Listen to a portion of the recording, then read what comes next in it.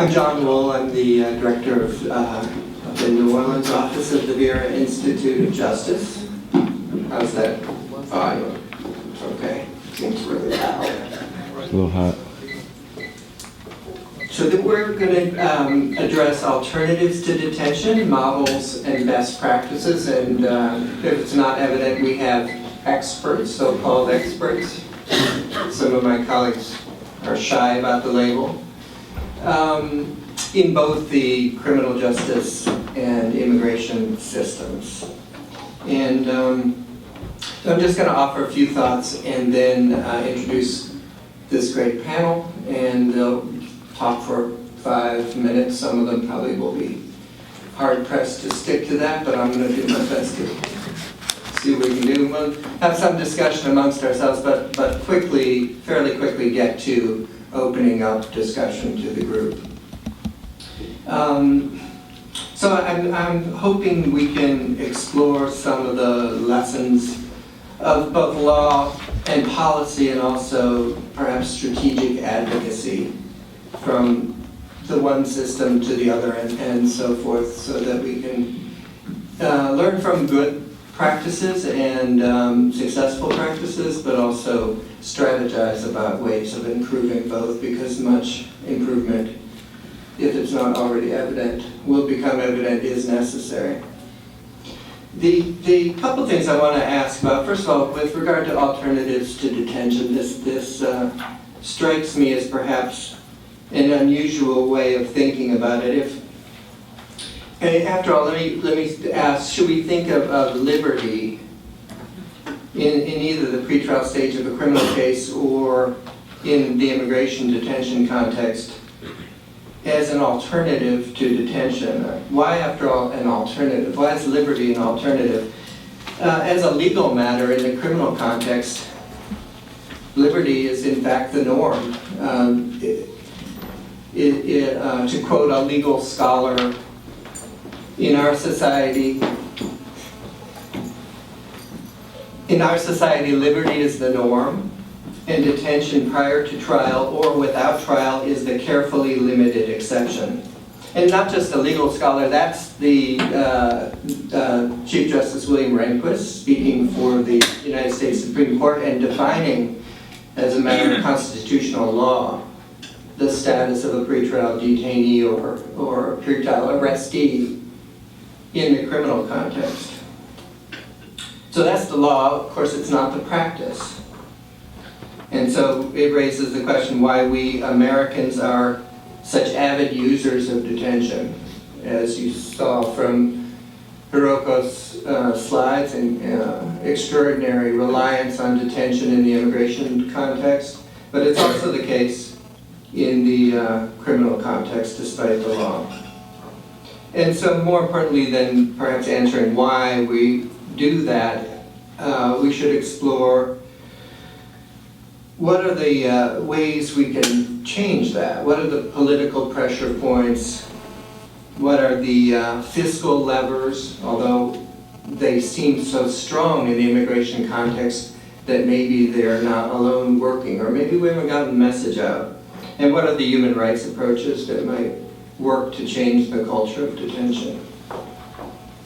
And then again on the criminal side, just so that we're not starting on such a down note, I did notice yesterday that BJS released jail statistics for 2011, and they're going down. The jail population has declined again, this time by about 2%, almost 2%. And that means, because the numbers are so high, that means 13,000 fewer people are being held in detention in jails in the criminal system, and most of those people are pretrial detainees. Some number of them are sentenced, but very few. That's a good thing. It should give us some hope and purpose for exploring how to advocate for people who are needlessly detained, whether in the criminal context or the immigration context. So let me just very briefly introduce our great panelists. You have detailed information about all the great things they do and have done in your programs. Please consult your programs. We're going to go this way. So to my left is Lisa Simpson. She is the director of New Orleans Pretrial Services. Graymond Martin is the first assistant district attorney for the Parish of Orleans. Lindsey Jenkins is assistant protection officer for the United Nations High Commissioner for Refugees. Julie Myers. Hi. My chair's a little low, so Oh my goodness. I'm not slouching down here. Julie is president of governance, risk, and compliance at Guidepost Solutions, LLC, and she's former assistant secretary for immigration and customs enforcement. And Sue Weishar is a migration specialist fellow at Loyola's Jesuit Social Research Institute in the College of Social Sciences. Lisa, tell us about what's happening in New Orleans in a criminal context. Thank you. Good morning. I have to say, first of all, I'm not very familiar with immigration issues or immigration law. What I have been doing is creating the pretrial program here in New Orleans. So in that regard, I have some familiarity with bringing the principles of pretrial services to a new environment, and perhaps some might say to some extent a foreign environment. And so I think that it relates to thinking about adopting some of those principles of pretrial services into the immigration world. And I wanted to start by talking about those legal principles that underlie pretrial services. Starting with a principle that John already mentioned, that pretrial detention is not the norm. And the quote that you heard from John is a quote that you will hear in every pretrial services panel you ever attend. And I was going to say, since I was the first panel member to speak, I would get to say that quote this time, but I still missed my opportunity. It's always going to be that way, Lisa. But it bears repeating, so I will repeat it. It's in our society, liberty is the norm, and detention prior to trial or without trial is the carefully limited exception. And as John mentioned, that was spoken by Justice Rehnquist. There are a few other legal principles that underlie the practice of pretrial services. One of those is that any restriction on that liberty must be based on an individualized assessment of risk. That was actually in a Supreme Court case named Stack v. Boyle, which is from 1951. And also in that case came the principle that restrictions must be the least restrictive conditions sufficient to ensure return to court or public safety. And this is required by the Eighth Amendment. Any restrictions that are more than what is required to ensure return to court or public safety are considered excessive under the Eighth Amendment. Now, despite the fact that these principles are very long-standing, well-entrenched in our legal system, they typically require a paradigm shift to bring pretrial services to a new jurisdiction. It's really unclear why that is, but most people do assume, most people not only in the public but in the judicial system, assume that detention is the norm, and that defendants must prove or do something in order to avoid pretrial detention. And typically what that something is pay a bond of some amount. So it of course results in individuals who pose little risk remaining in detention because of an inability to pay that bond. So pretrial programs attempt to move the system back to those principles, to move back to an assumption of pretrial release unless there is a showing of risk. And it's amazing how often that reverse presumption appears in trying to bring pretrial services to a new jurisdiction. We're still in the development stage. We are in operations, but only about 6 months at this point. So we still encounter new issues frequently. And one thing that was just recently proposed was that why can't we wait 72 hours before assessing people for risk and see who can make a bond first, and then assess those that aren't able to make a bond. And of course this is not only unconstitutional, but it's very disruptive to the families and the communities. It's You know, one thing, staying in jail 72 hours is not just an inconvenience for some people. And many families really struggle to pull together money to make a bond, and that's money that can't be used to support their family, to go to school, to do things of that sort. So we have to constantly be moving back to those basic principles that detention is not the norm, that really a judge is not just not only has the opportunity to release people without financial bond. If a person does not pose the risk, they are constitutionally required to release them without bond. And so then looking at what the purpose of pretrial services is, it's often perceived to be getting people out of jail. That's why it starts in some jurisdictions, because they have overcrowded jails. And so pretrial services programs tend to be perceived as getting their get out of jail free card. But in fact, it's really intended to move to a risk-based system and not what is more of a financial-based system. And that is to assess people to determine who really does pose a risk and who really doesn't. And so in that regard, the purpose is really to enhance public safety and to ensure a return to court. It's looking not only at the people who are low risk and can be safely released without great risk to public safety or failures to appear, but also to assess people who might be high risk and to determine whether there are some people that really need more restrictive conditions or perhaps even preventive detention. Which, interestingly, even though there is an emphasis on detention, preventive detention is rarely used. It's not permissible, and in fact, it was not permissible in the federal system until 1984. So pretrial systems actually work on both ends of the spectrum, identifying people who are low risk, but also those who are high risk. And it also, of course, in addition to moving to a risk-based system, is focused on fairness to the dependents and their families.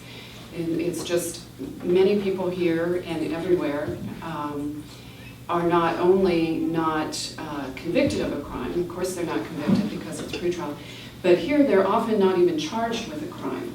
The district attorney has a fairly lengthy period of time here to decide whether or not to charge somebody. And without pretrial release, an individual can be in jail up to 90 days, I believe, without even having a charge against them.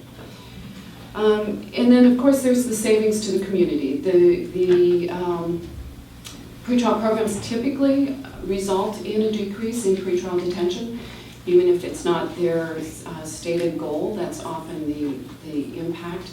And in most communities, there are significant savings.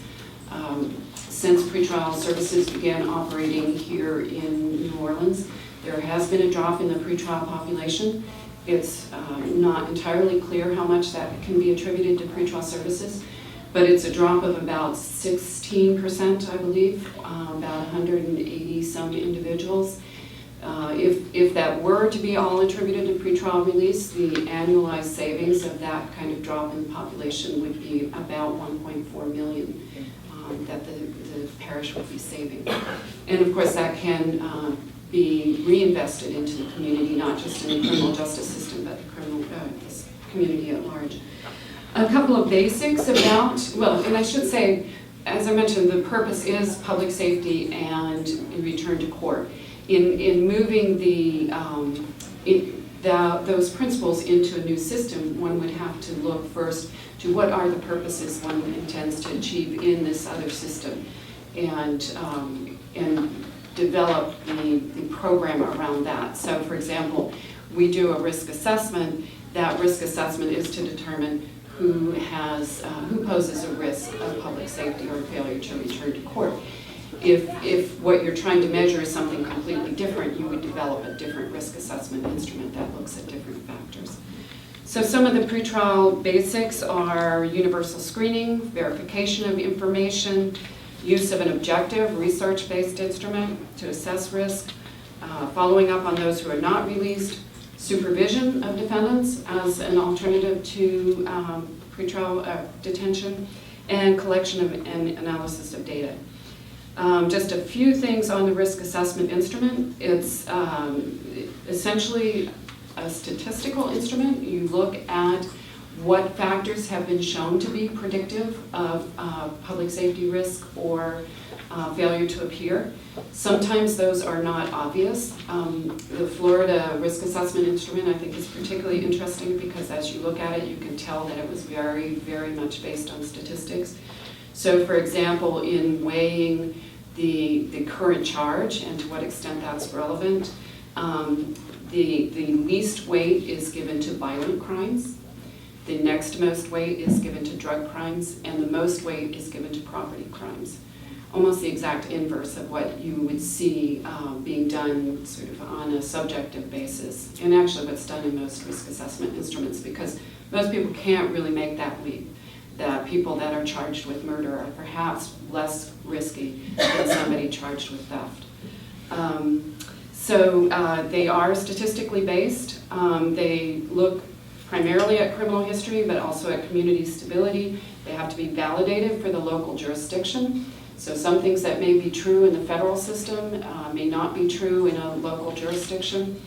And this is where it's beneficial, even for judges with years of experience, is that it is objective, it is statistical, and it moves away from some of those politically charged decisions. The other thing I wanted to mention on supervision is something called the risk principle, and that's been found to be true over and over again in the research, and that is if you impose conditions on low-risk people, you will see worse results.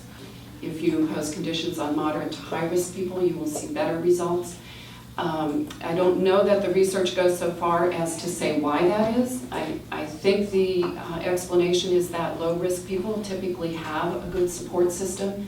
If you start imposing reporting conditions and curfews and restrictions, you start undermining their own support system. The supervisory conditions can be quite extensive, including curfews and treatment programs, education programs, restrictions on drug use, restrictions on alcohol use. But you do have to go back to that principle that you shouldn't impose any restrictions that are more than necessary to ensure public safety and return to court.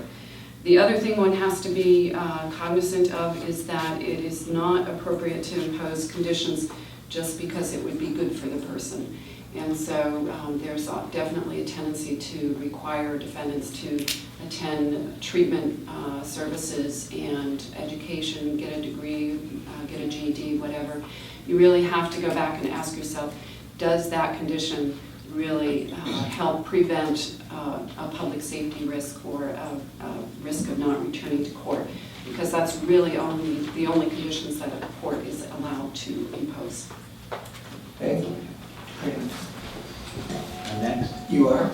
Hi, my name is Graymond Martin. I'm the first Assistant District Attorney for the Parish of Orleans, and my charge is to manage the District Attorney's Office on a day-to-day basis and make sure that we develop, design, and implement systems that are more fair and more expedient in the dispatch of our work.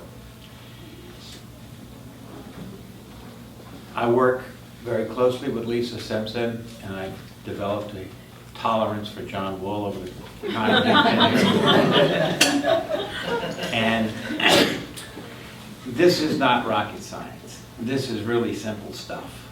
You take the fundamental constitutional principle and you apply it and you look at it and you say, what are the concerns of pretrial release? They are simply two: that a person will appear when they're requested, and that they do not present a threat to the community to engage in further criminal activity during the pendency of the proceedings.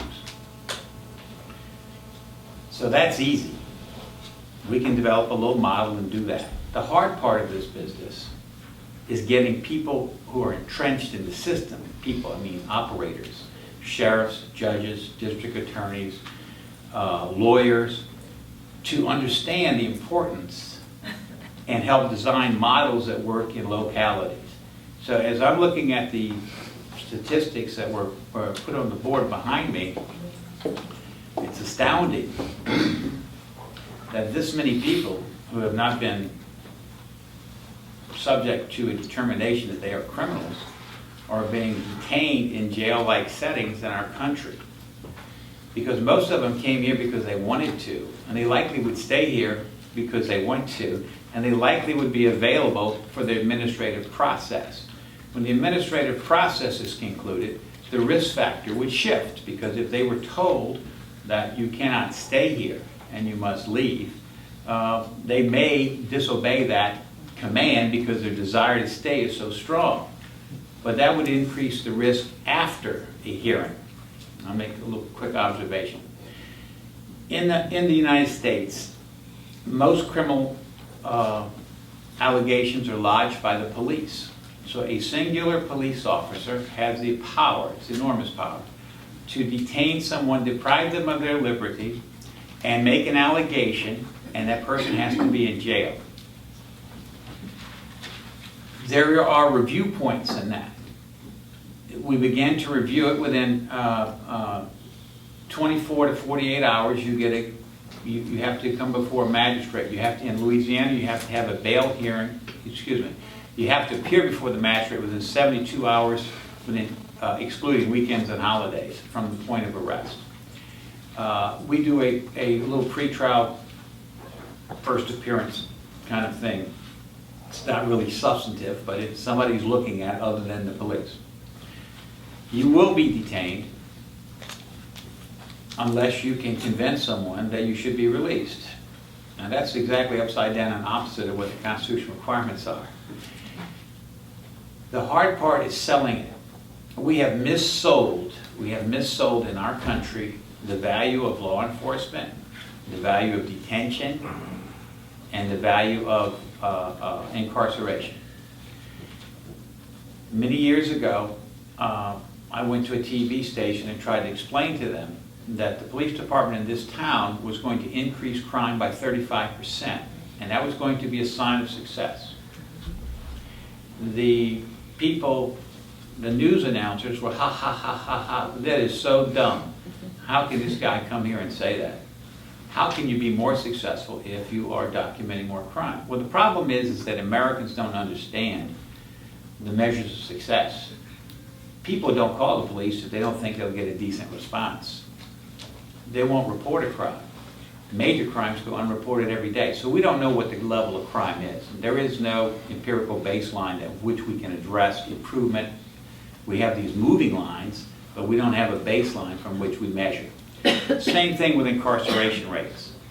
We assume that incarceration is the ultimate solution to all criminal problems. It is a solution. It's not necessarily the ultimate solution. Where it really gets odious is in pretrial detention. In the federal system, the criminal system, if a person is detained, is arrested, generally speaking, the United States Attorney and the federal investigative agencies have met, have discussed the case, and an indictment has been returned, and then the person gets a phone call that says, come on down. When the person shows up, they make a move either to detain that person or not detain that person. And my understanding now is in the federal criminal law system since 1984, approximately 50% of the people who are indicted are detained. So we've shifted the burden completely from you should be free to you should be detained unless. In the state system, the numbers are not so great, but the people that are released under certain conditions. Generally, a financial is looking at risk assessment, behavior models, similar characteristics between people, ties to the community, desire to be here, willingness to submit to process. Those are the kinds of decisions that have to be made early on. But you will not find entrenched players in the system, lawyers, judges, law enforcement people, who are willing to look at it in such a broad and liberal context. So the hard part for the immigration people is to look at this issue and decide where you can most likely attack or find allies in the development of a more liberal model of release for people who are being detained for no criminal conduct simply because of their desire to be here. Now, not every person who comes here is a wonderful person who wants to be a citizen. A lot of people do come here and they do create difficulties. But in our country, generally, once you create the difficulty, we have a way of finding that, and we process that through the system. So it certainly seems to me that we can find a pretrial detention or a pre-disposition detention policy that more fits the circumstances of the people that are trying to come to our country. We put our thinking caps on, and we find and we bring all the players to the table and talk about it. The one point of success, and I'm going to shut up in a minute because I was put on a short string. The one point of success that I think we have had is that when you talk about how pretrial release or predisposition release can save money. America loves money. Bail bondsmen love money. Judges love money. Everybody loves money. So if you can save money, if you can articulate your argument in a financial way to say, well, I can save you some money, and I'm looking at $14 a day versus $164 a day. I guarantee you, when Louisiana politicians see $164 a day versus $14 a day, their thought is this: wow, I got to get me some of those prisoners because I can make money on those guys, right? It ought to be complete with due process. Like you say, not even entitled to a lawyer, and then an administrative law judge who's a federal government employee looks at it, bureaucrat pretty much, and he's got some little guideline he uses, and bam, we're done. The point I'm trying to make is this appears to be a very low threshold issue about public safety. Today's immigration bonds were generally $1,500. Now, there was still a a commercial surety obligation, but it was de minimis in relationship to criminal liability. And now it's mandatory detention, right, for the same thing. And we're working over here to make sure that criminal liability is less onerous, and our country has gone completely the wrong way on detention of people seeking asylum. I mean, people seeking asylum before used to be treated pretty nicely. I mean, you had to make your case, but no one, you didn't sit in jail waiting. Anyway, I'll shut up. Okay, thank you very much. My name is Lindsey Jenkins. I work with the UN Refugee Agency, UNHCR. It is my job this morning to briefly lay out the international legal framework and also talk about international developments around detention and alternatives to detention. And honestly, I think I'm going to provide a really good bookend to my fellow panelists who've been speaking from the criminal justice context in talking about really some of the exact same fundamental principles that apply in the immigration detention context. To take a step back, UNHCR, our job is to ensure globally that the rights of asylum seekers, refugees, and stateless persons are respected the world over. In doing so, we work very closely with governments and with civil society to ensure that the protection and the rights of those individuals are being protected. In the late 90s, well, mid to late 90s, UNHCR, in carrying out this mandate, began to really notice a troubling trend, and that was that the growing use of immigration detention as a response to control irregular migration. And those of you who may not be familiar with asylum seekers, oftentimes people have to flee under circumstances, and oftentimes they are part of the irregular migration movement, and we were very concerned at the growing rate of detention of asylum seekers around the world. As a result of that concern, we first articulated our position on the detention of asylum seekers in the late 90s, and in 1999 issued guidelines on the detention of asylum seekers that really set out some of the basic human rights principles that really underlie the treatment of asylum seekers in the context of detention, and also drew off of the refugee rights provisions. Now, UNHCR's position is that fundamentally detention of asylum seekers is disfavored, and this arises from a number of concerns. This arises from the concerns of the high human cost that it has on individual asylum seekers, the detrimental impact of confinement. Many of those asylum seekers are survivors of torture, survivors of trauma, and it's well documented that confinement can have a very detrimental impact on that population. Additionally, because of the fundamental right to seek asylum, and that asylum seekers should not be punished for fleeing and seeking international protection in another country. And beyond those refugee rights principles, just the underlying importance of the protection of the fundamental human rights that these individuals have.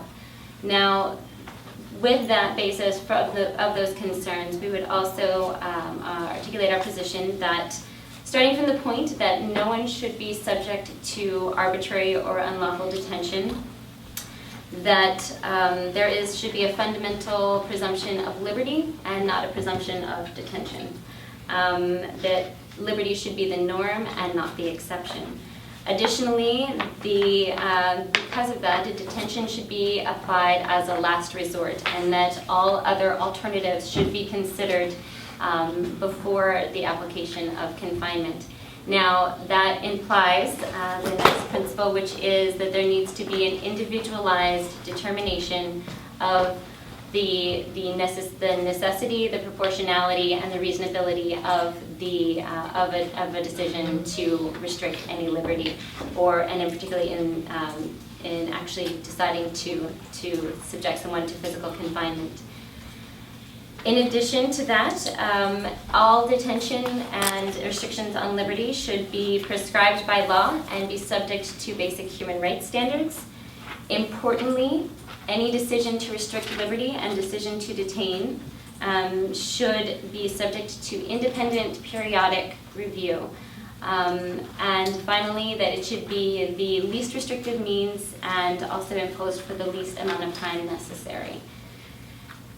Over the next decade after we set forth our guidelines in 1999, there's been a great deal of developments around detention, but also around alternatives to detention. So drawing off of these fundamental human rights principles, those really led to the call for alternatives, and many exciting state practices and models have developed over the course of the last decade. Several of which have developed here in the United States. Sue will be talking about the model here in New Orleans, and I know that we have some Vera folks in the room. There were these models of alternatives to detention over the last decade have really shown that the using alternatives as opposed to confinement really do provide a much more humane, much more cost-effective alternative to physical confinement. When you look at the daily costs, but then also thinking about the more long-term costs and the impact that detention has on individual asylum seekers, it's really these models really did provide a growing base of empirical data that really show this and underlie this. Because of these developments around alternatives, in 2006 and 2011, UNHCR conducted studies around alternatives to detention. We looked at these, starting from the basis of these international principles and moving more towards looking at the empirical evidence that we were able to gather from looking at models from all the countries where we operate around the world. We were able to really determine a number of, I would say, we'll have a few takeaways that we concluded from that research. And basically, as a fundamental principle, there is no empirical evidence that detention deters irregular migration, or that it discourages people from seeking asylum. So in using confinement, in using detention as a tool in response to irregular migration, we really did find that even though we saw the rise of the use of detention, it didn't deter people from irregular migration.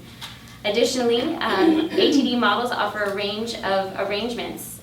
So you have everything from release on recognizance, bond. There are a range of different arrangements on restrictions on liberty before you arrive to a detention decision that could really be used in any specific context, but only after that individualized determination. But they do really offer a really valuable way to balance the fundamental liberty interests of the individual, of the asylum seeker, with the government interests that are involved.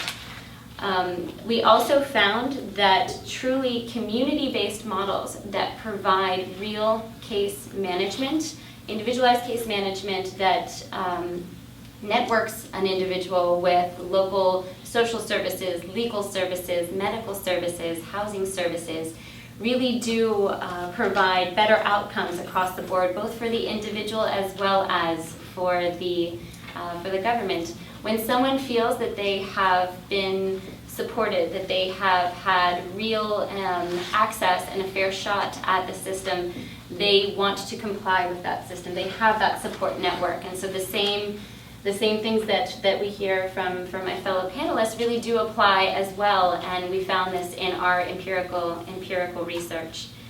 Additionally, and this is something very important, that the human rights consequences as well as the social and economic costs of immigration detention really do compel further exploration.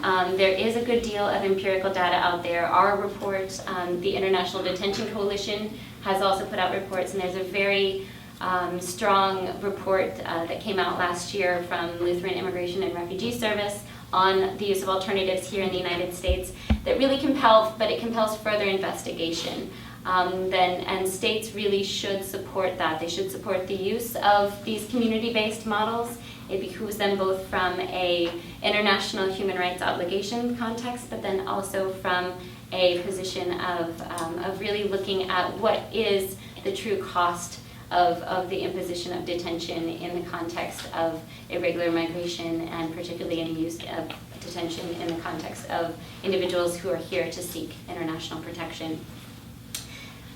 From this position, UNHCR globally has been working with governments to host roundtables on alternatives to detention, where we've been bringing governments together to really talk about what are some of the good practices that are out there, and what are some of the reasons that governments are increasingly using alternatives to detention.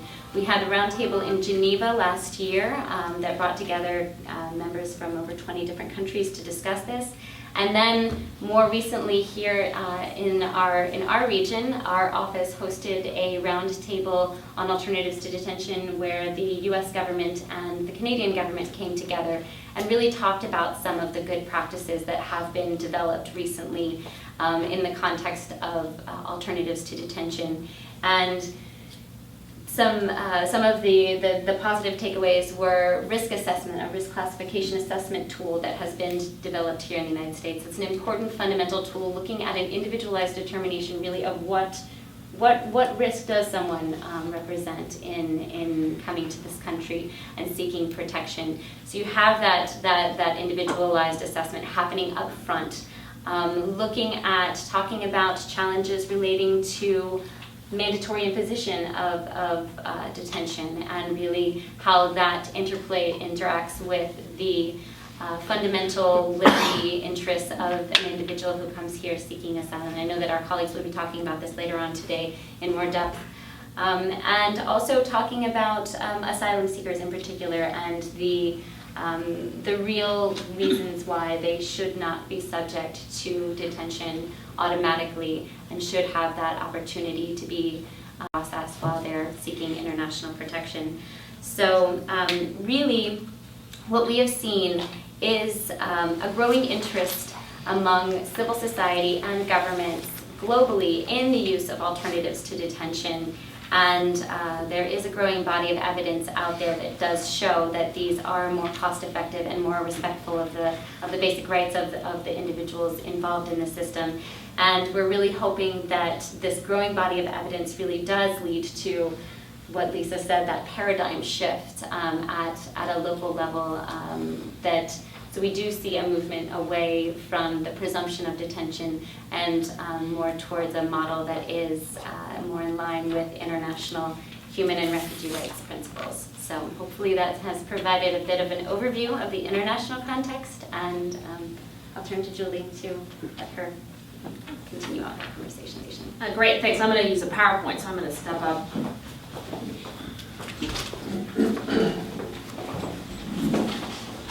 active on the program compared to the benchmarks, you'll see we have basically a 99% appearance rate at final hearings when people are on this program.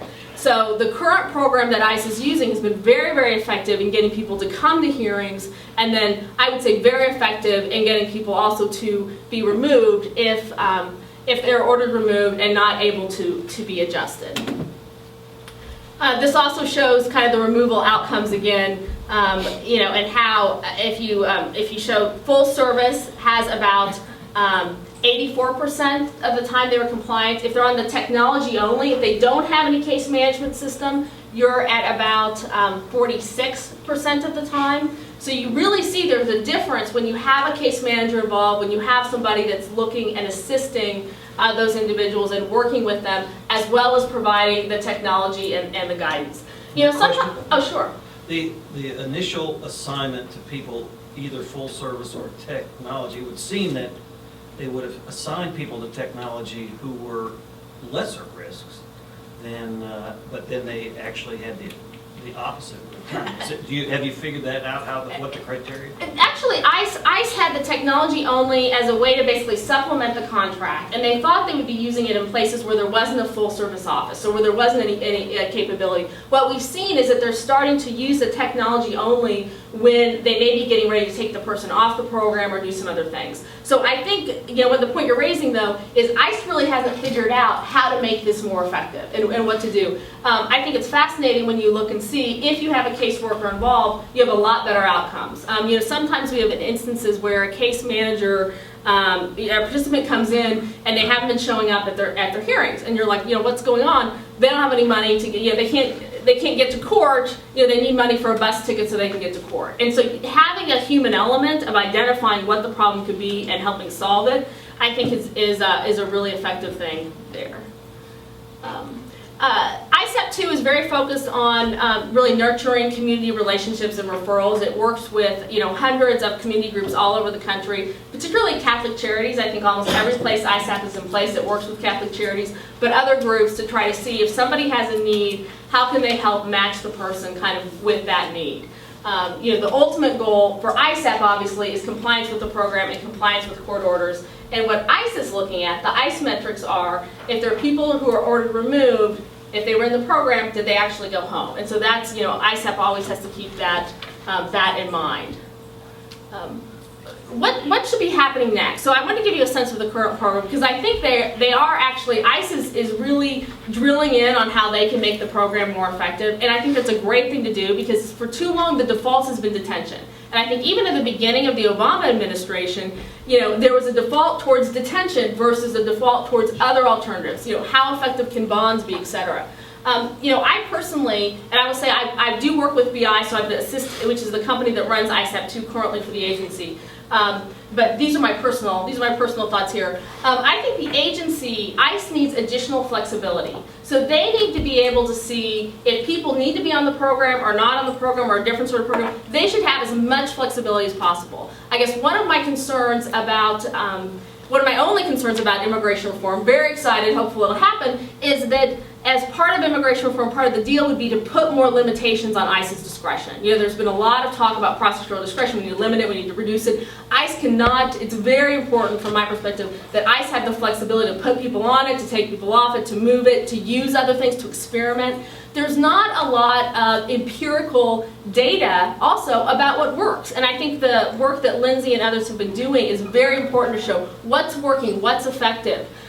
There needs to be more rigorous analysis on factors that affect success. There was a study done, a professor in Colorado, that looked at current ISAP participants, who was successful, who was not. Found a few interesting things, not surprising, but good to see. If you have stronger community ties, you're less likely to abscond. Not surprising, but good to see that in statistics so that ICE can factor that into their risk assessment. If you use technology, voice technology or others, you're less likely to abscond than if you just have someone report every couple weeks. And the other interesting thing was where referrals come from affected success. And so, a lot of referrals ICE get come straight from the criminal alien program, which is the jail program. Other referrals come from people who are detained. The referrals that came straight from the criminal alien program have actually been less successful. So I think that's an interesting thing that would need to be looked at and probed, particularly because that's obviously a growing area, and there's a growing number of criminal participants on ISAP. I think we need to have a government recognition of the different types of participants' needs. Different people need different things to succeed. Some people need supervision while they're in the U.S. Some people need that. Some people need assistance with preparing for removal and attending hearings. Sometimes people don't get their travel documents. There's a big issue, but they really just need help in figuring out what to do to get the travel documents. Some people need support while they're in the U.S. They need housing, medical care, food. ISAP can do some things. They can refer things out. But the agency is not funded to fully provide kind of food for everyone that is not detained on the non-detained docket. But people need that to be successful. So how is the government looking at that, and whose role should that be? And a very, very critical one, I know Karen and others will talk about it later, but is legal assistance. I mean, people are more successful, they can adjust if they have the ability to, and they're more successful overall if they have legal representation. So that's absolutely key. A final thing that I think we should think about as we think about what kinds of programs can be created in the future and how could they be effective is additional transparency for providers. Sometimes folks like the ISAP team or others, they do not know, for example, if someone is an asylum seeker. And often there are reasons, there's privacy issues and other issues, but in some earlier programs, people did know. And so sometimes you could treat people differently, provide them with additional support and help if you have additional knowledge about those things. I think there's a lot of potential for alternative programs. I think in order to be successful long term, I think we need more rigorous research, more studies like the ones Human Rights Watch and UNHCR and others have done, and more empirical analytical studies. That will give ICE the details and the justification to show, hey, Congressman, this is why you don't want to spend this money. This is why you can be effective in your long-term goal by just spending $7 a day, and yet we'll still have good outcomes and we'll treat people with the dignity and respect that they need. That's it. Thank you. Sorry about the technological problem in the beginning.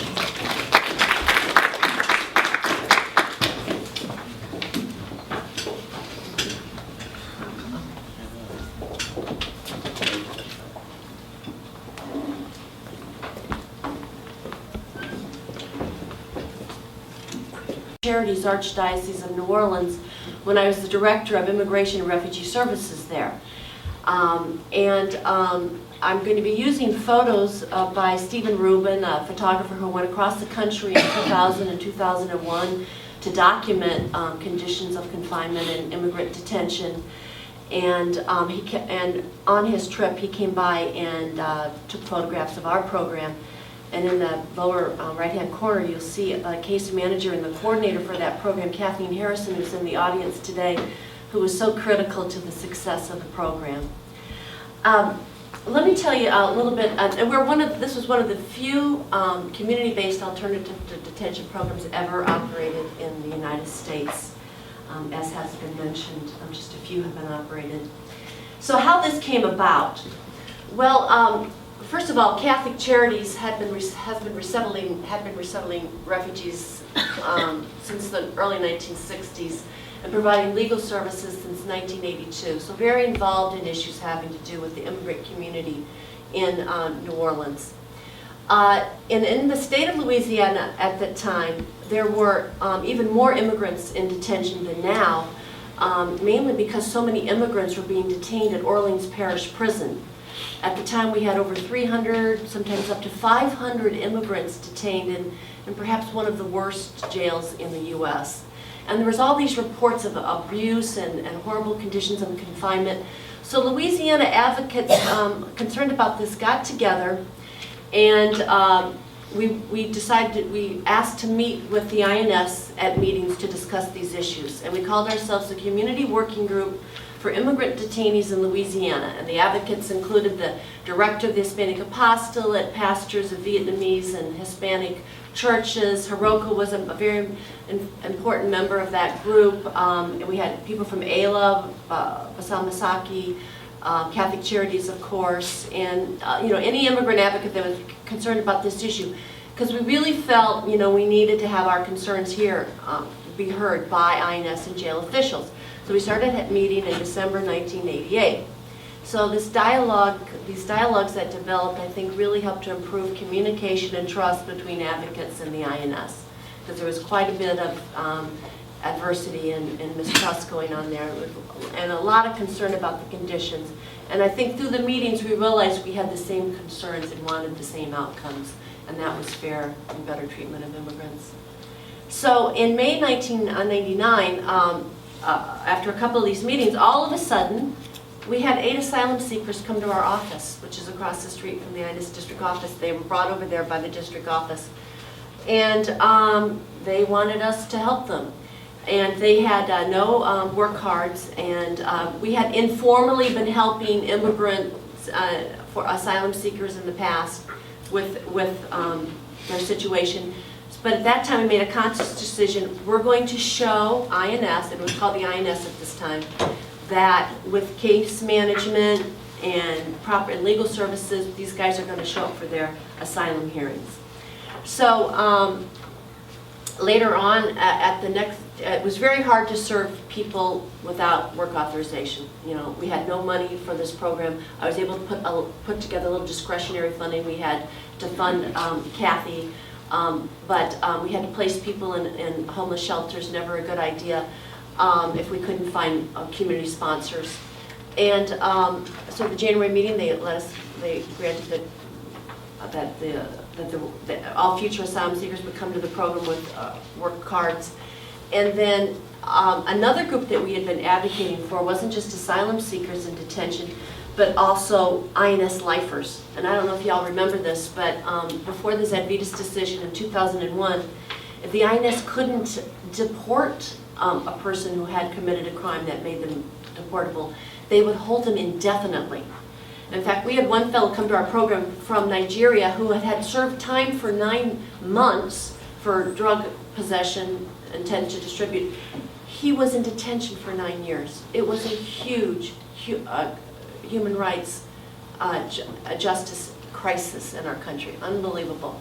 So anyway, so INS in 1999 began releasing lifers to the program through our advocacy, and we provided them with the same case management services that we had provided refugees for 40 years and that we were providing the asylum seekers: orientation, housing, legal, medical, etc., education, emotional support. Housing, as I mentioned, was a big challenge. Here's 2 very happy asylum seekers from Iraq. We were able to place in their own apartment when we had a revolving loan fund developed from a mini grant we obtained. We also were able to get sponsors that we knew through the refugee resettlement program, sometimes take people in, mosques, all these vast contacts and networks that have been established through our work through the years. Legal assistance was made available, so scenes like this were avoided, okay? We had eventually 39 asylum seekers were released to the program, and every one of them we were able to get quality legal assistance because attorneys didn't have to go to jail and suffer through situations like this with sometimes broken phones and non-contact visits. The local bar was wonderful. They took quite a few cases. The law clinics were very helpful in this, and then Catholic Charities also took attorneys.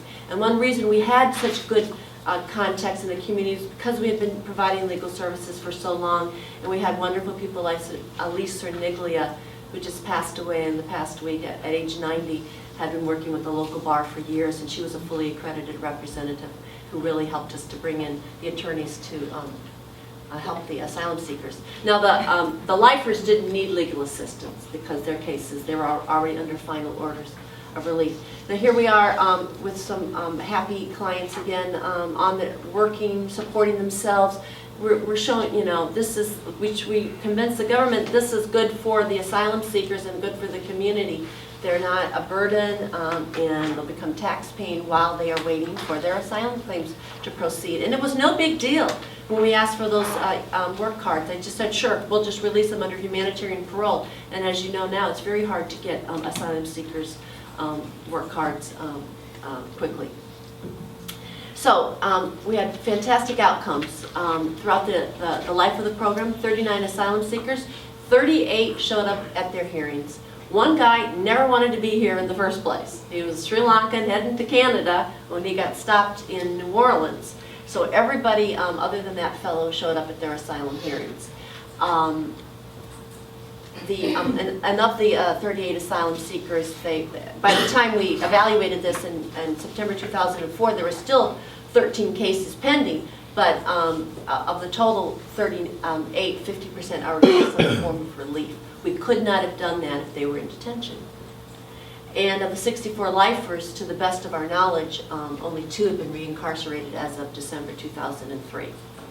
And those were, again, the 2 main groups we worked with were asylum seekers. Many were stowaways on ships that had docked in New Orleans, or lifers. And a very important part of the program was that these folks did not have sponsors. The INS said they were willing to release us, but they had to have a sponsor, and they did not have family sponsors in the U.S. So without this program, they wouldn't have, I don't believe they would have released them. And it was it's much more difficult to work with clients providing intensive, the case management services we provided when you do not have a family member that can bring them into their home and provide them with food and show them the ropes and what have you. So it was very intensive case management, but something we had tremendous expertise at. This was the cost of the program, $3.90 a day, and or $1,430 per client. Very low cost. It would have been, it should have cost more because we should have had funding for housing. But nevertheless, you can see the great outcomes. So what impacted some more program history? Finally, in 2001, in the summer of 2001, was the V. Davis decision. But by the way, that came out of the New Orleans district. Christine Davis was the district director when that decision was made. And the Supreme Court said they know that the INS could no longer indefinitely detain immigrants, that they couldn't deport, except in special circumstances. So that was huge. So there wasn't as critical a need for that program. Of course, that didn't affect the Cubans in detention. They had entered in a different manner. Anyway, and then, however, another thing that impacted the program was the terrorist attacks of September 11, 2001. After that, no more asylum seekers were being released from INS detention in our state. So the need for that was greatly reduced. And we just simply could not get the funding that we needed to run this program. And so we had to close it in 2003. We just couldn't convince ICE that, we could do this better, that we could do this and you didn't have to spend all that money on detention. But we just couldn't convince them that the nonprofit was the way to go. What were the keys to the program's success? Well, of course, that we had to have the cooperation and the support of the INS district office. That was critical, and I think those dialogues we had helped us to achieve that. And then we had a program, Catholic Charities, the Immigration Refugee Services had all these vast resources and networks ready to go, ready to serve people. And we also were very conveniently located right in the heart of downtown, near all the jobs, near the jail, near INS. And so it really worked very well. Is this replicable? Yes. There's a vast network right now of nonprofit agencies that can do this. There's 341 refugee resettlement agencies in the U.S. now. There's over 250 immigration legal services programs just in the Catholic network. There's many agencies that have both refugee resettlement and legal services that can provide these services at very low cost, very compassionate. And we had, as you can see, we didn't use ankle bracelets or telephonic calling or whatever. It was compassionate, intensive case management services.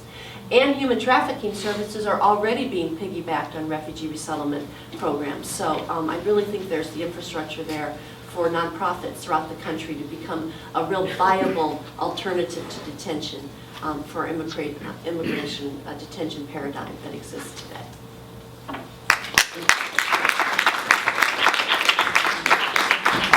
On what they've heard from one another before we open it up. Great. I'll go first. I heard Ms. Jenkins say something that's critically important in this analysis and in the pursuit of some form of modification behavior. She said that there is no empirical data that proves that incarcerating people seeking asylum or immigrating illegally to the United States upon arrival creates a barrier or prevents more people coming. And that's really important because you can't, I think, our government sells the incarceration of these people as a preventative, i.e. if we show everyone that we'll put them in jail when they get here, then no more people will come. And there's no data to support that. That is just an assumption that is not supported by data. So you can't look at this pretrial detention of immigrants as a means of preventing further immigrants from coming unless you can show me a study. Please, somebody do that for me. The second one was, and I think it was evident in Ms. Weishar's and Ms. Wood's statement is, and we know this as lawyers, for those of you who are lawyers, when you sit down with someone and you sign a contract, you look them in the eye and you say, okay, I'm going to do this, this, and this, and you're going to do this, this, and this, right? And they said, right. And you say, okay, well, I'm signing right here, now you sign right here. There's a human connection to making commitments. And when you have a human connection to making commitments, people are more likely to live up to those commitments because they don't like to let you down. Part of human nature, people want to do what they're supposed to do. So when you have a human-to-human contact point, or caseworkers, or managers, whatever you want to call it, your success rate is going to go through the roof.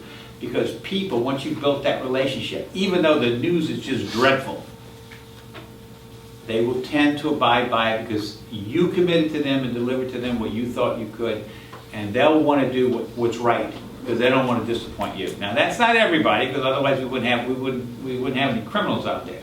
But on the whole, in the management of human affairs, that is a critical component to all of this stuff. Give me an eye-to-eye, face-to-face with somebody, they will swallow a bitter pill and do it because you worked with them and you dealt with them. So develop the human component and get rid of this fiction that somehow incarcerating these people when they cross the border is going to stop the immigration problem. And then try to sell it as a program to reduce the budget. I think if you could come up with a little program like that, you might be able to sell it. Where's the money going to come from? Well, just quit incarcerating people. Damn, I heard $7 a day, $3 a day, $14 a day, $164 a day, 400,000 people at $150 a day. There's probably plenty of money in there to figure that out.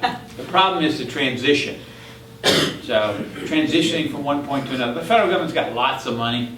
They can handle a transition in a one-year period and figure out a program that costs them less money net that made liberty more available to people wanting to come to our country. I'm done. Anyone else on the panel want to try and follow Graymond? I would actually just say that in addition to these empirical studies that we've been looking at the actual programs and the costs, there's currently underway a study, and it will be published soon, by Catherine Costello out of Oxford, who's looking at the effectiveness of alternatives from the perspective of the individual going through the system. So there's a lot out there about what these look like, the human rights principles, the rates of compliance, but really Catherine's looking into this question of what is it that is driving people to comply. And she interviewed a number of people from different countries, in different countries, who are seeking asylum in these types of programs. And her preliminary findings consistently point to the fact that people felt exactly what you just said. They were engaged with the system. They felt like they were supported. There was that actual human face to this, what is oftentimes an incredibly inhuman system. And they felt that they really did have a fair shot and they were supported. And so even in outcomes where returning to your country of origin was the actual end result, people did comply more because they had that connection. It's true. I have one question. So it seems like culture change is the key, right? We need some more research, but we really do know a lot about what works. There are many programs that work. We know building immigration courts in fashionable shopping centers works. And, but how do we do the culture change part? And so the fiscal arguments are there, but I'm not sure they work as well on the federal level as they do on the state level. By the way, the City Council is going to be voting in the next hour or so on the budget for pretrial services for next year. And I think we've been successful in making a mixed argument, but certainly relying heavily on the fiscal benefits. Lisa, what do you think there are lessons in Graymond from what we've been able to do here in New Orleans, which has been difficult? It's not been a receptive system for all the reasons Graymond described, but it's now at a point where pretrial services are accepted as at least part of the system, if you will. Are there lessons from what's done locally that might apply to changing the culture nationally? Well, it's kind of interesting to hear about the effectiveness of a human connection in working with the individual, in our case dependents, but in this case asylum seekers or other immigrants. And I would say that that's been a huge factor in changing the culture in the courts and district attorney's office and public defender's office and such as well, in that the development of pretrial services happened through a working group which was comprised of members from all of these different agencies, and Graymond being one from the DA's office. And so there was that opportunity for everybody that had a stake in the system to sort of make sure that their voice was heard in the development of this program. I think there were initially agencies that saw it as threatening to them or potentially opposite of their values. And I think through the working group we were able to make sure everybody did have a voice. And the other piece of that, I think that assisted with the culture change was we initially envisioned that we would prepare this report and send the report off into the system with the defendant. And but decided initially that what we should do is actually go take the report, sit down with the judge and say, you know, this is what the report says, this person is low risk, they're low risk because they've got these ties to the community, they've got a light record, whatever. And we would go through each one of the defendants with the judge. And that, I think, was probably critical to shifting the presumption. And in some respects, this personal connection between the pretrial person and the judge developed, in which there was some element of trust and we're in this together to accomplish something. And I think as a result, we saw perhaps better outcomes than we might have if we indeed had just sent the paper into the system. So I would say that that was those things were big factors, to make sure everybody's voice is heard, incorporate that into the development of the system, and then make sure that you do the sort of education piece of the individuals that are actually going to be functioning within that system. I would just add one thing in terms of changing the culture. I think it's having more metrics that show that we have success in the area that the agency and the Congress want to see. And so I think that ICE is doing a much better job. I showed some of those charts up there to try to do that, of showing that they're actually having good outcomes in terms of ultimate people being removed and ultimately showing up at the final court hearings. And I think that not having those metrics has been a real, has harmed people that have wanted ATD types of measures in the past. And when members of Congress have asked the agency to use those more, the agency has simply said they're not effective, they're not, it doesn't make sense, and there wasn't enough detail and metrics out there to really push back. And so frankly, I think that efforts like this, these things all around the country where people are talking and looking at it, really highlight the issue and help provide these more objective metrics that I think will make a difference. Great. I would just briefly add too that I think from two perspectives. One, from the government perspective, our UNHCR in hosting these roundtables across governments, really having that intergovernmental dialogue so that governments, the United States governments, other governments are aware of what's going on in other countries and how those positive practices are being carried out. I think that also helps foster that culture change. And additionally, too, I think from the community's perspective, as much as you can, the more that the community understands the impact of detention on these populations and hears stories about the way in which confinement really does impact asylum seekers and others, I think that's a really powerful tool, and community education is a really important part of it.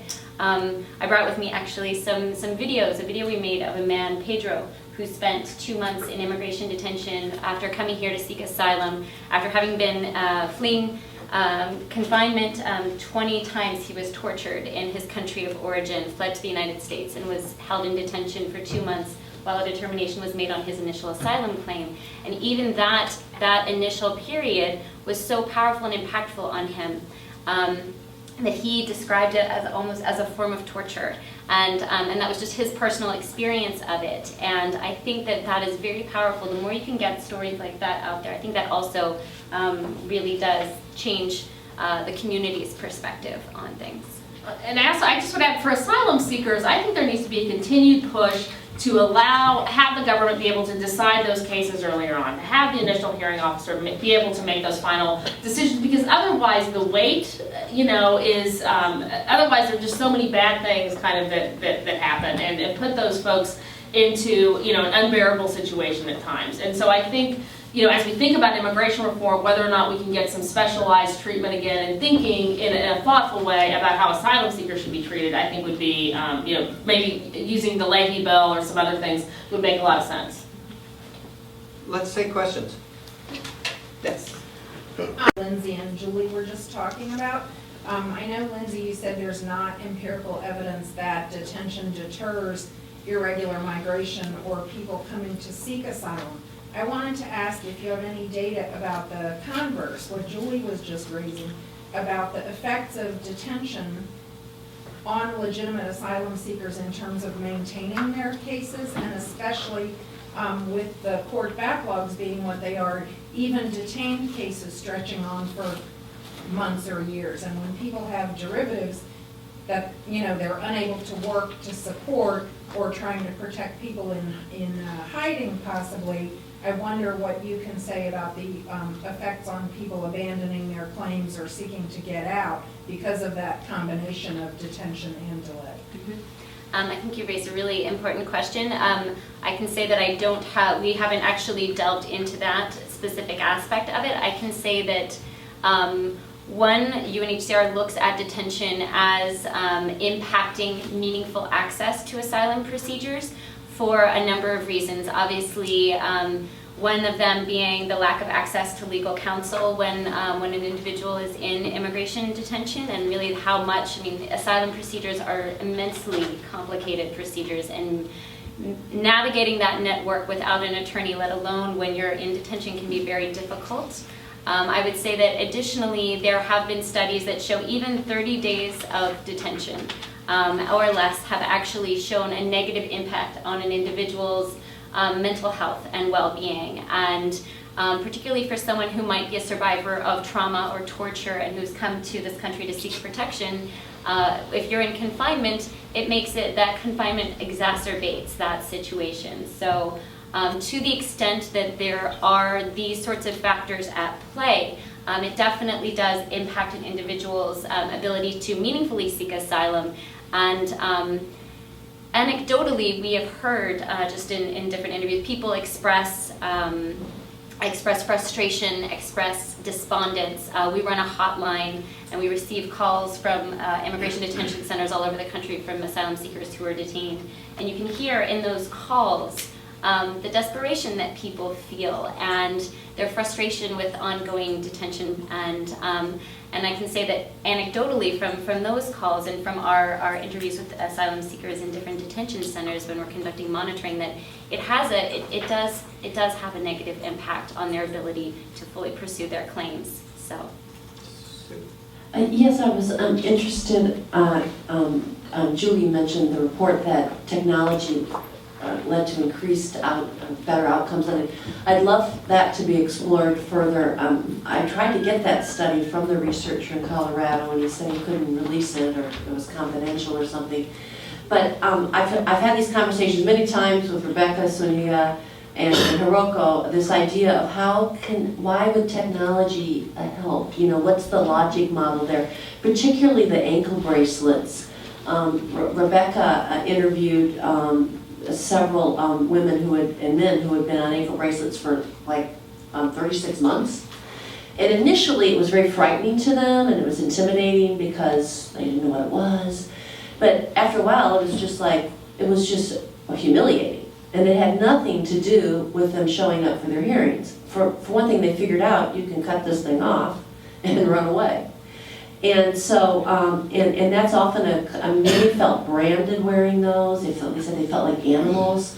And so, anyway, I think it'd be interesting to see, you know, even why would it make a difference if you call somebody? Where's the logic model there that's going to make you want to show up better than, you know, not having that? But at least that's not as intrusive as these ankle bracelets are. That you, just across the board, people have just found them very, very demeaning. Well, and I mean, I think there's an obligation. Technology is, you know, what, 10 years ago my phone was, well, I didn't have a phone 10 years ago, right? But, you know, and so now, you know, we're moving smaller, lighter, you know, so what can we do as we're thinking about, you know, if technology makes a difference, and I don't know if it does or not, but if it does, what things can be done that are less obtrusive, that are not, you know, that are not burdensome, you know, at the end of the day, how can we get the best outcomes? And you know, I tend to believe, not being a researcher, that there's a sliding scale of things that would produce good outcomes. And based kind of on the risk principle, I agree with the idea that, and sometimes the low risk people, you put them in a situation where you have a bracelet or something on them, that's going to produce worse outcomes for them. But maybe for someone else, the government A, wants to know where they are more directly, you know, and so wants to be able to track them,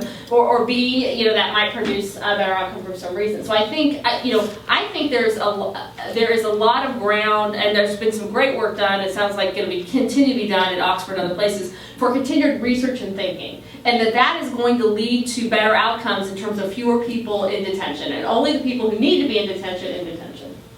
Let's go up front. Yeah, one last thing as we talk about this, what I hope will be the wave of alternatives to detention is the model that will be developed. And you know, Julie, you're here representing a corporation that's providing these services. Sue has a lot of experience with local community-based organizations that provided this services. And I just wanted to hear from both of you kind of how well can, let's say, a company, a nationally based company, connect with all of the local resources that are necessary to run an effective program, and or do you see downsides to community-based organizations doing this work, who obviously have those long and deep connections with the community? Yeah, and let me just, to be clear, so I do work with BI, but I'm here speaking, you know, only for myself, and no one approved what I said, and then certainly maybe would not approve what I would say in certain areas. I think, and I know BI, and they're the company that runs the ATD program now, they do try to work very closely with community services, but obviously funding is always, you know, funding and then scope of responsibility is always an issue. And, you know, in my perfect world, if I were king of the world, I would have every alien would have representation, right? Because I think that would affect, you know, but ICE is not designed an ISAP program that works that way. And so even if a company wanted to do that, they couldn't necessarily do that. And so I think a lot of whatever your provider is, it's really going to come down to, in the long term, what are the government's requirements, and then anyone can frankly implement those requirements. But what's the government going to have it do, and then that's where you're going to see the results. So if the government sets up a program that's flexible, that allows for a broad base of community resources, attorneys, other things, it'll be that way. Or the government could have something that would, you know, we only want bracelets on 100% of the people, and then that program would operate that way. So I really think we've got to drive, you know, the private corporation and the nonprofits, they're both implementers of what the government will do and what they will fund. To kind of echo what Mr. Martin was saying, it's not rocket science to do at ATDs. I mean, it's very hard. It's a lot of work, but it's been well figured out. And I guess my concern now with the way that this is operating is, it's again, nonprofits are, I think, doing a lot of the work and not getting paid for it. And I just don't understand where that disconnect is. I mean, we do have charities in the name, but that doesn't mean that our folks don't deserve to be paid for their work. And it was arduous. I mean, long days and nights working on these programs. And now I wonder how much of the work is being done by nonprofits when you're talking about the legal services and the medical services and getting people to appointments and health care and all that. But the margin the funding right now for Catholic Charities refugee programs it's abysmal. And they can and it's really not fair that they wouldn't, at least have an opportunity to do something that they're very good at, that we know that immigrants and refugees would feel very comfortable with, and that they'd actually get paid for. So. And I think but one of the questions though is what part of the government would best be able to fund that? And one of the things that the BI actually has done is working, trying to get MOUs with some of the community-based organizations to try to partner to get grants to help fund them in ways that BI is not allowed to kind of directly fund. Out of a lot of the non-detained docket that's out there that may not be on alternative detention, many of them may have community-based needs, right? They may have community-based needs, but ICE is not supporting those needs. And so ICE, there's some pushback sometimes about where their role is. And so I think thinking broadly, where can we get, who in the government could fund the specific kind of needs that immigrants of all types have would make a lot of sense. Department of Labor. Yeah. The Department of Labor will fund it. We tried ORR. They had a refugee integration grant, and they wouldn't buy it. And then we went to the local HUD agency, the Continuum of Care, for housing, and they wouldn't go for it. And again, we tried to persuade INS at the time. But yeah, I think if there was more thought in this area. Workforce Investment Agency, WIK. Michael? Do we have someone who's going to write a grant for us? Thanks. Let's do Michael and Hiroko, and then we should really wrap it up. So I'm Michael Tan from San Francisco, California. And my question is for Ms. Myers-Wood. I just want to go back to that bullet on your last slide that said mandatory detention ? Because of course, as you know, mandatory detention is a big obstacle to the agency expanding the use of the programs that we've been talking about over the course of the hour. That said, many advocates have been urging the administration to adopt a more flexible interpretation of mandatory custody so that it would include things like ankle bracelets and other forms of supervision. And so I guess my question to you is, assuming that were to happen, and of course it's a big if, do you think the people in mandatory detention now, or at least some of them, could be effectively supervised through ISAP2 and these other programs that we've been talking about? And if so, what steps, what would need to happen next? Is it a pilot? Is it more research for this particular population and their risk profile? Just sort of how would that start happening? I absolutely do think that that we should think about and agree with the idea that what's been known as mandatory detention shouldn't necessarily be mandatory detention. And if we're within the same legal constraints, let's say there's no new law in the books, we could consider some ISAP or other kinds of treatment to be equivalent of detention. And I think with the existing law that's out there, I think the executive branch could do that and not face any significant challenge.